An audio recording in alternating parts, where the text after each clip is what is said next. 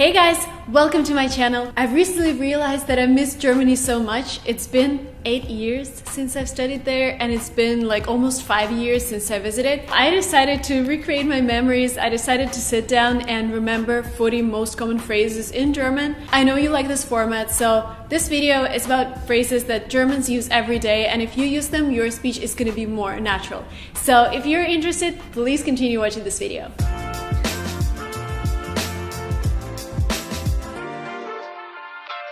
Now I'm going to start with two phrases that you just have to know. I hope you know them because they're really basic. So Guten Tag is the way you greet people, and this means, hey, hello, Guten Tag. Guten Tag. The second phrase you normally tell people is Wie geht's? And Wie geht's, if you translate, is how is it going? So how are you? But if you want to be more informal, if you are meeting with your friend or with your colleague, you can say Was geht ab? And if you translate it word to word, it's like, what's going on? You can also hear that in American English, like, hey, what's going on? So in German, that would be, Hallo, was geht ab? Was geht ab? Was geht ab? Was ist da los? Wer ist noch da? A very standard answer that we haven't learned at school, but I had a private tutor who taught me that. She said that Germans use es geht, which is, I'm fine, it's going well, so es geht. And I think this is one of the most common ways to answer the question, was geht ab? You just say es geht. Another phrase is, if you want to be more specific, you can say mir geht's gut, which means that I'm doing well, I'm doing fine. Now, I'm gonna talk about a phrase that is really typical for the place where I studied, and I studied in Dresden, which is Sachsen, and they like to insert those small fillers, and one of the fillers is na, or in Dresden they say nö. So if you want to sound more German, add na to everything. For example, when you were explaining something and you want to make sure that the person understood, you can say na, alles klar, which means, so did you get it? Now we are slowly approaching words that are intermediate, upper intermediate, and almost advanced. Now this is a phrase that you have probably heard, and it goes like Ich verstehe nur Bahnhof. This is an idiom. So idiom is a phrase that you do not translate word to word. You have to know the meaning. Ich verstehe nur Bahnhof. If you translate word to word, you will get I only understand the train station, which has no sense. But in German, if you say Ich verstehe nur Bahnhof, it means that you don't understand a thing. In English, the equivalent would be it's all Greek to me. So for example, when you're in a company of friends and everybody speaks German and you're just a beginner, you can say Ich verstehe nur Bahnhof, which means you don't get a thing. Ich verstehe nur Bahnhof. Another great phrase, Germans use it a lot, aller Anfang ist schwer, which means every beginning is tough, which is true. But when you're studying something new and you're struggling, for example, you're studying to learn German and it's going really slowly, you can write on your wall, alles Anfang ist schwer. And this is gonna help you, it's gonna motivate you to overcome those difficulties. Now, if you've been to Germany or if you've met a German in your life, you probably know this phrase, and this is Prost. This is the same as cheers. So when you drink German beer, when you want to cheer, you say Prost. Prost. A great way to say no, if you want to sound more informal, is to say nee. So you don't say nein. Nein is very formal. Yes, this is the standard word. But nee is, again, really informal. You can use it in the circle of friends. Somebody asks you, do you want to go somewhere? And you're like, nee. Another great phrase is auf jeden Fall, which means in any case. Auf jeden Fall gehen wir nach Los Angeles in einer Woche. In any case, we're gonna go to Los Angeles in a week.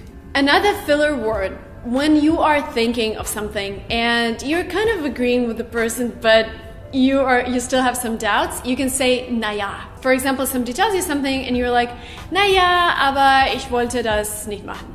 If you translate it into English, it would be well.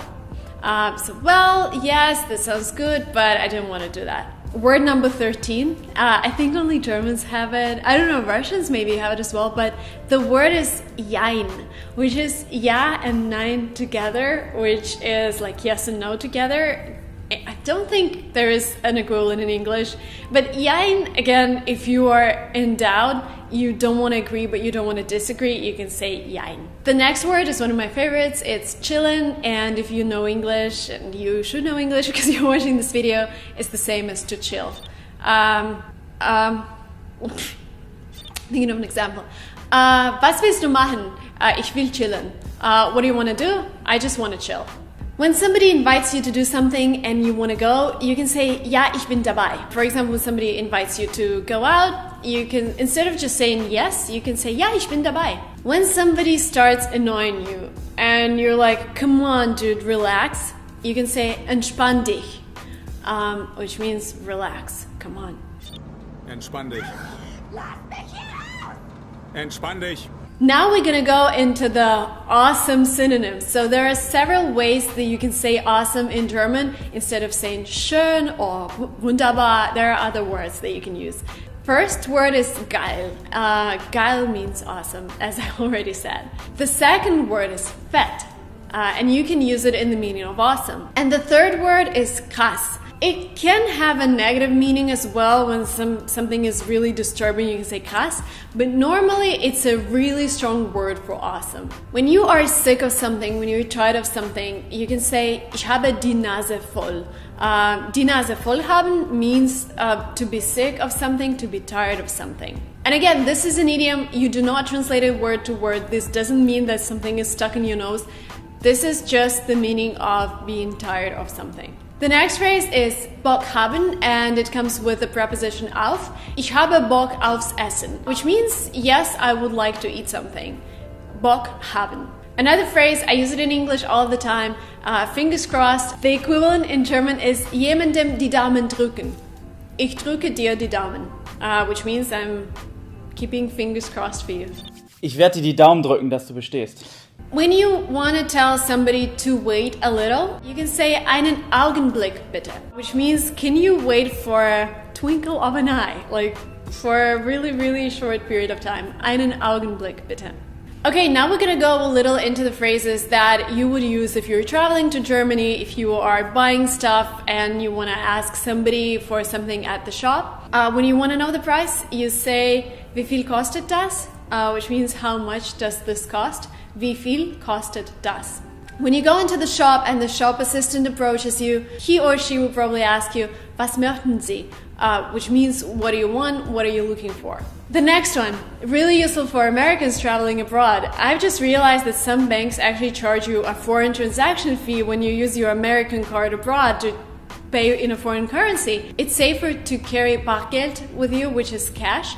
And if you want to ask if you can pay cash somewhere, you can ask, darf ich mit Bargeld bezahlen? Can I pay with cash? This way you're going to be safe, you're not going to pay this foreign transaction fee. By the way, if you want to travel to Germany and if you don't want to be just a tourist who just walks around and looks at beautiful palaces and houses, but actually immerses in a German culture, I would advise you to take a language course. And when I was 18, I went to Germany, to Berlin, to a school called WS, and I took a German course there. I stayed with an amazing local family, and the story is, you know what their last name was? It's not swearing, it's their last name, it's fuck, it's just the same spelling, F-U-C-K. And when I first said it, I'm like, is it real? Then I realized it's a German word. Yes, this is the last name, but that was so hilarious. Yeah, they were amazing. They were like the best host family in the world. They didn't speak a word in English to me. They just used German, so I had to practice and practice all the time.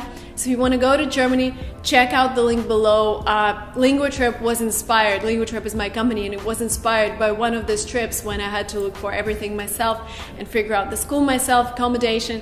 Link will be below, and I will be super happy if you use our website to travel to Germany to practice your German. So imagine you're already in Germany and you went out with your friends to get some, I don't know, Wiener Schnitzel to eat and get some beer. You're finished with your eating and you can say, Die Rechnung bitte, which means check please, can I pay? And when the waiter comes in, he says, for instance, 20 euro, which is 20 euros, and you give him 25 because you are generous and you want to leave some tips, and you say, stimmt so, which means, please take my money, I don't need change, it's okay, this is your tip, stimmt so. But then you suddenly realize you want another beer, and you can say, noch eine bitte, which is one more, please. When you find yourself in a crowded place and you want to apologize to people that you have to kind of push them to get through, you can say, darf ich mal vorbei, which means, can I please squeeze in, get there, sorry. When you need help, you can ask, können Sie mir bitte helfen? Can you please help me? And when you're meeting a new person and you want to say it was nice to meet you, you can say schön Sie kennenzulernen, which means it was nice to meet you. If you have a friend in Germany and he has his birthday, you can say alles Gute zum Geburtstag, which means happy birthday, I wish you all the best for your birthday. The next phrase is super easy, but again, if you are dining with Germans and if you wanna wish them a good meal, I don't know, again, in English, this is not a really common phrase. You would say enjoy your meal, but I feel that in Europe, people use this phrase even more. In Germany, you would say guten Appetit, which means enjoy your meal. When you agree with somebody, you can say ja, which is yes, but you can also say ich stimme dir zu, which means I agree with you. Another idiom that Germans use a lot is der Zug ist schon abgefahren, which means the ship has already sailed, it's gone, I'm sorry you missed your chance. Another one that I struggled to learn for such a long time because for me it didn't make a lot of sense from the start, but when you agree with somebody, as I said, you can ja, you can say na ja, but if you want to be more complicated, more proficient, you can say eigentlich schon, aber. Again, this is the way to say you're kind of agreeing, but you have some doubts. Eigentlich schon, aber. This is time that we finish our videos, and here are some ways to say bye in German. Bis später means I will see you soon, see you soon. Mach's gut is the equivalent of have a good one, have a good day, mach's gut.